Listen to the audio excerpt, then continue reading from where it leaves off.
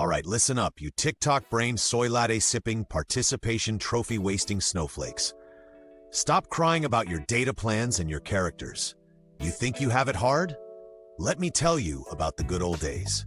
The days when, if you wanted to talk to your buddy, you had to physically stand on a street corner, fish a quarter out of your pocket that you probably just used to buy a pack of gum, and hope to God the guy on the other end didn't pick up the phone just to tell you he's busy.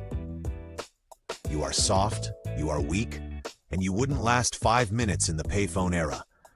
Now shut your mouth, open your ears, and let Uncle Cringe educate you on how real men used to communicate. Let's set the scene, kids. It's 1994. I'm 17.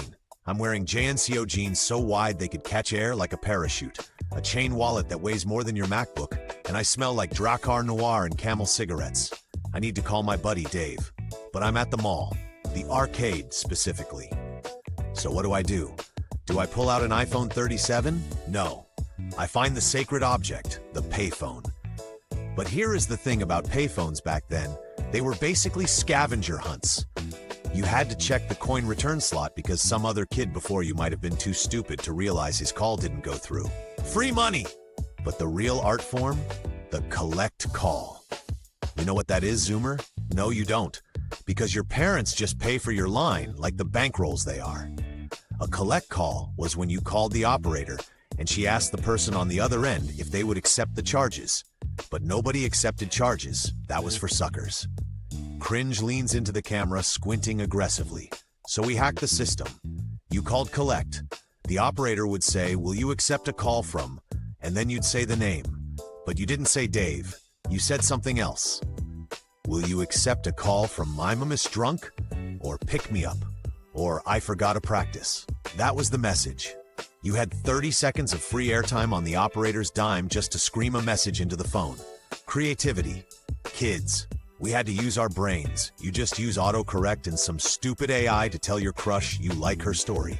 We had to be artists with a quarter and a dream. Now here's where the anxiety generation really would just curl up in a ball and die. Today, if your girlfriend doesn't text you back in 45 seconds, you have a panic attack and send a second text asking if she's okay. Back then, if you called a landline and it just rang and rang and rang, you'd hang up, wait 30 seconds, and call again, and again, and again.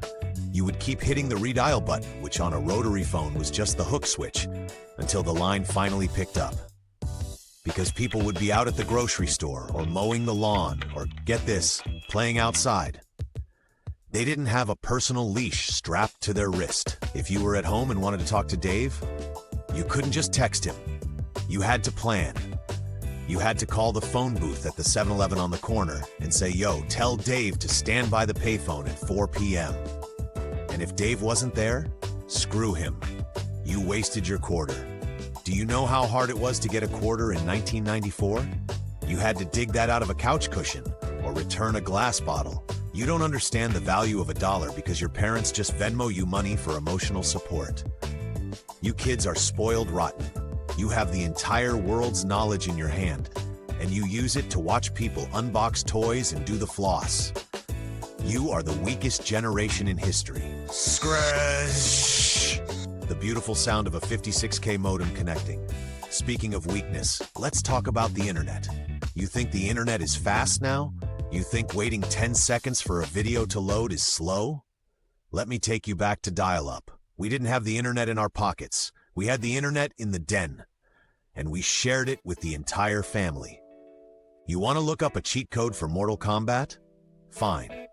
But you better unplug the phone line from the wall, plug it into this screaming black box, and pray that your mom doesn't pick up the phone in the kitchen to call her sister. Because if she does, disconnected. 2 hours of downloading a single 3 megabyte JPEG of a pixelated boob gone in an instant. Wasted. And you couldn't just get mad and go to your room. The internet was in your room, and the phone line was the internet. So if your sister was on the phone talking about the Backstreet Boys, you just couldn't go online. You sat there staring at the wall, being bored. Do you know what that is? It's when you actually have to think. That's why you're all so dumb now. The constant stimulation has rotted your brain. You can't even be bored in the grocery store line without scrolling. We used to read the back of a shampoo bottle for entertainment. You know how much shampoo I learned about? You can't even read a map without Siri holding your hand. Then came the beeper, the pager, the leash. Parents keep track of kids. They wanted a shock collar, so they bought you a beeper. Let me describe the beeper. You strap this plastic brick, usually in a garish neon color because the 90s were hideous, onto your belt. It vibrated. You looked down. It had a number. That's it, just a number. You had to find a payphone, call that number and say, yeah, I got a page. But the boomers, my parents, the enemy, would abuse it. I'd be in the middle of trying to impress a girl by skateboarding over a trash can, and the thing would go off. I'd check the number. It was home. I'd call home. My mom would say, where are you? Is that an arcade? Come home. Dinner is in an hour. That's an emergency? You made me risk a broken ankle to tell me dinner is in an hour? Do you know how many quarters I wasted on your stupid emergencies? You people complain about your parents tracking you on Life 360? At least they know where you are. We had to call and lie about where we were, and our parents just had to believe us. It was the golden age of lying. He pulls out a giant Texas Instruments calculator from the 80s. Look at this. You know what this is? This is a weapon. It's a calculator. And when we were bored in math class, because we had to actually do math in our heads, we didn't have an app for it, we typed in numbers and flipped it upside down. You kids are probably sitting there going, what's 0.7734? It says hello. You thought that was high tech. You think you're clever with your emojis. We invented emojis, you idiot. We just used numbers. You want to say something dirty? You type 531808. Flip it. Boom. Boobies. You are the dumbest generation. You can use technology, but you have no idea how any of it works. If I handed you a rotary phone right now, you'd try to swipe it to unlock it. You would literally starve to death if you had to find a payphone in a thunderstorm. And you want to vote? You want to run the country? You can't even work a corded phone. Sit down. Let the adults talk. Cringe takes a swig of cheap beer. Gotta rehydrate, gotta fight the cancer. But let me tell you something else. Beepers weren't just for moms. We had codes. To save even more money, we had numeric codes. 143 meant I love you. 911 meant call me immediately. I'm in trouble. You know why? Because even the numbers had to do the work. You couldn't just text I love you. You had to memorize a secret code. It was like being a spy. You kids have no secrets. Everything is online. Everyone knows what you ate for breakfast. We had mystery. We had intrigue. Now you just have anxiety and blue light. You think the 90s were dangerous? They were. And that's what made us tough. If you were lost, you were just lost. You had to figure it out. If you were hungry, you had to knock on a stranger's door and ask for a glass of water. We had street smarts. Now you have street smarts according to the safety pamphlets they hand out in your safe spaces. And women, God bless them, they were different back then. If you wanted to call a girl, you had to call the house phone, and you had to talk to her dad first. Good evening, sir. Is Tiffany home? That took guts. You don't have guts. You slide into DMs, you send a meme. You avoid confrontation. We lived for confrontation. Today, you don't even dial the phone. You just press a name.